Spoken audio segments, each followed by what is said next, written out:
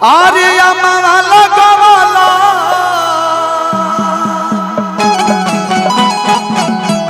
अरे पिया हो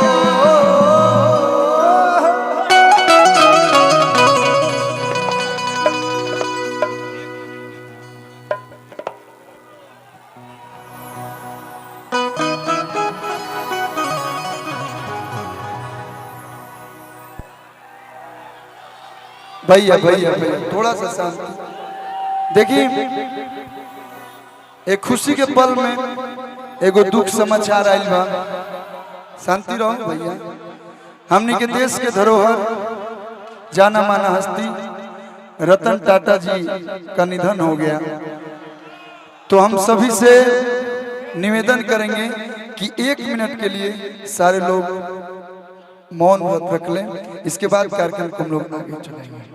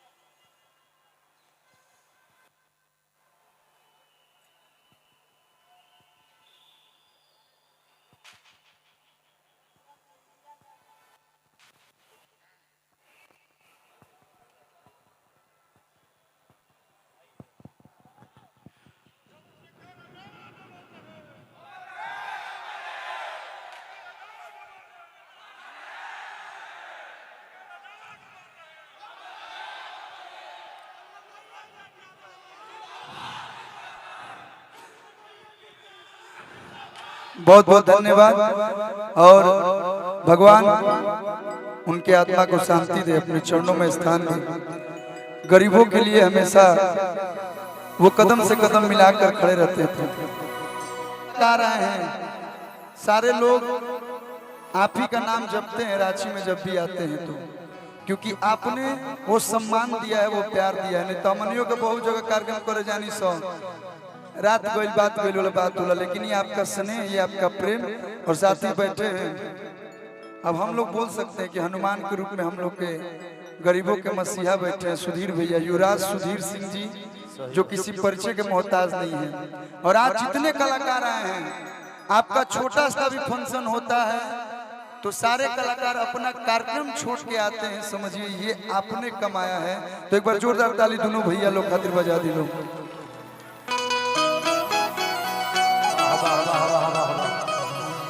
अरे माला गवाला पिया हो अरे की महुआ रे ला गवाला माथे लगा दी, बरगद लगा दी, पीपर लगा दी, सेव लगा दी, लेकिन माई कौन चीज पर खुश होली? नीम के पेड़ पर। तो काहे ना लगावला पिया हो, काहे ना लगावला पिया हो, निमिया के कोचिया काहे ना लगावला पिया हो, निमिया के कोचिया काहे ना लगावला पिया हो, निमिया के कोचिया आवा लगावला पिया हो, महुआ रे लगावला आवा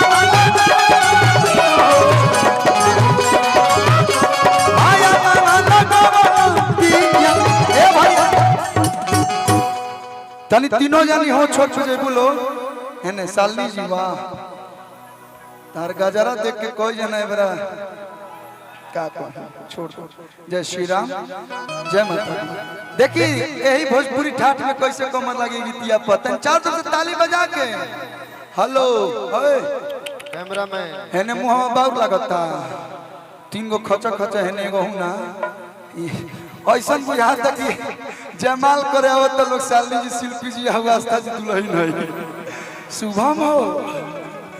अरे किया मावा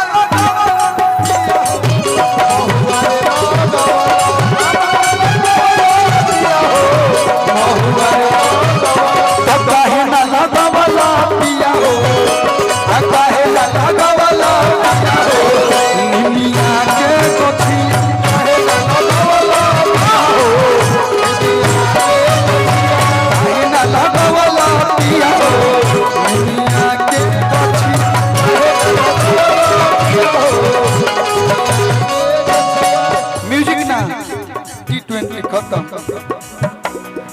माई के भावे ना बरगद पिपरवा हो,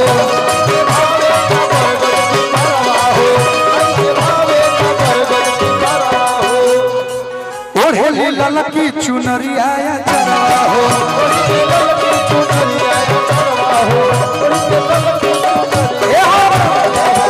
सुन लीजिए आप लोग। अरे चंपा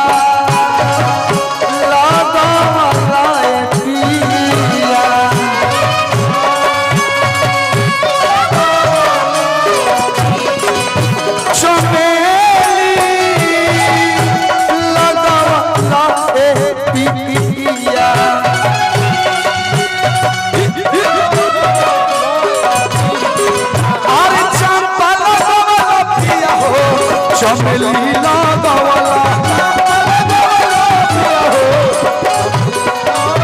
अरे चंपा लगवला पिया, चमेली लगवला भैया, काहे ना लगवला पिया हो, काहे ना लगवला पिया हो, निमिया के बचिया पिया हो, काहे ना लगवला पिया हो, निमिया के गछिया, काहे ना लगवला पिया हो, निमिया के गछिया।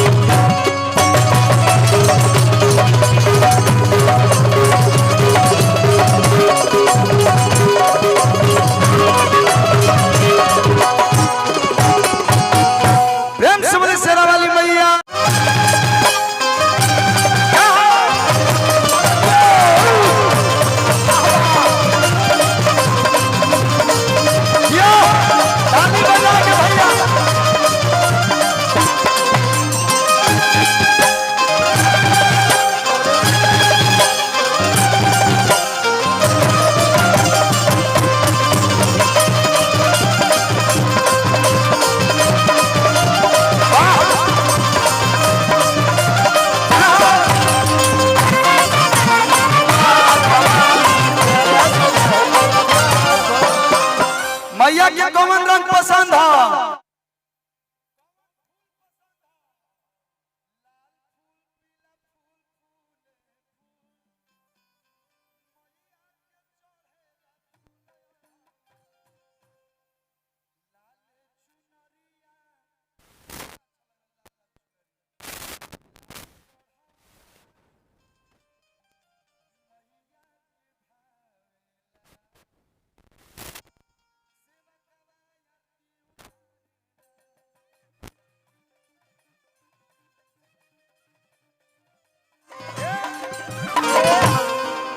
या तो हेलो हेलो या तो आप फेविक्विक है या तो आपको कुछ ज्यादा ही प्यार आ रहा है इधर।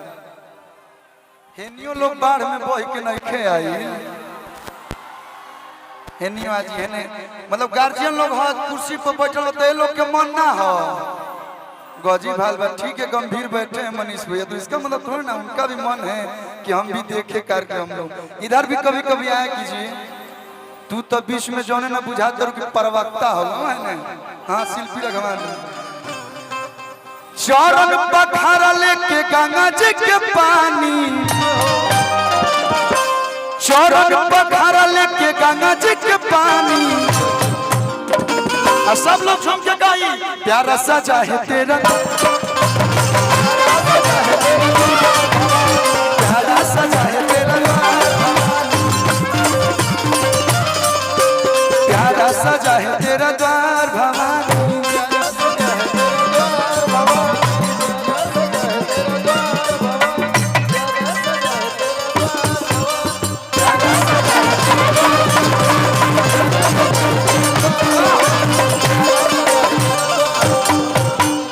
रउआ लोग के एनर्जी देख के मतलब केहू अगर व्हीलो चेयर पे बैठल वो खड़ा होके नाचे लगी।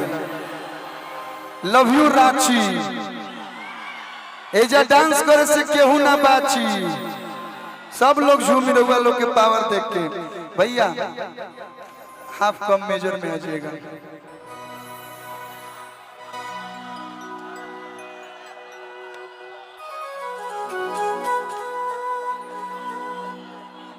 गाड़ी साए साए जी क्वीन शालिनी आपकी बेस्ट फ्रेंड है।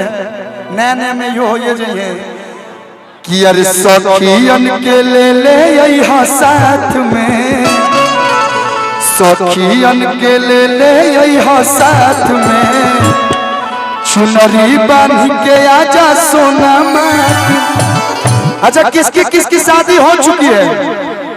किसी की नहीं। मैं ही एक शादीशुदा यहाँ पे मर्द हूँ। आप लोग के लिए भी कोई ना कोई पूजा कर रहा होगा। के आरती उतारेली। आस्था जी, शिल्पी जी, शालिनी जी, कोई पसंद है तो चुन लीजिए। कि मन जोग पावे खाती पिया, कि रांची वाला पावे खाती पिया। 1 2 3 तीनों दिया बारली। अब भैया ये लोग स्विफ्ट और डिजायर से नहीं आती हैं, नहीं फॉर्च्यूनर से। चढ़ के आवेली गाड़ी किया में ही पिया मिलेगा। चढ़ी के आवेली गाड़ी किया, सोनावा दिया बारली। प्रेम से बोली दुर्गा मैया की। Thank you so much. जय माता दी। माई के सिंगार देखी मन हर से, सचहु के देख लेती दिल तर से। हो भक्ति के देख रंग बरसे, माई के मंदिर में। और लास्ट में गौला रानी भैया आइल बा कलुआ बक्सर से। ये जगह का क्या नाम है? रांची तो मालूम है।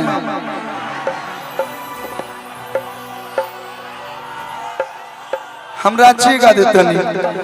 कि आइल बा कलुआ बक्सर से, झारखंड के राजधानी रांची। रेडी 1 2 3 4।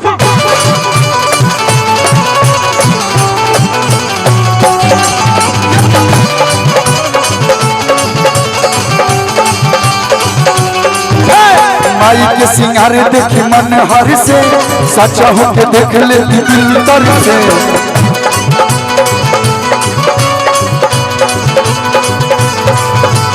माई के सिंगार देखी मन हर से, सच्चा हो के देख लेती दिल तर से। भक्ति के देख रंग बरसे। जो माता से प्रेम करता है भैया लास्ट में कहा था दोनों हाथ में उठा लो और ऐसा ताली बाजे कि रांची में ना, पूरा झारखंड में ना, पूरा इंडिया में गूंज जाओ कि रांची में भोजपुरी कलाकार आके अपन भजन गावता लोग माई के। तो माई के मंदिर में आइल बा कलुआ बक्सर से। माई के मंदिर में, माई के मंदिर में, माई के मंदिर।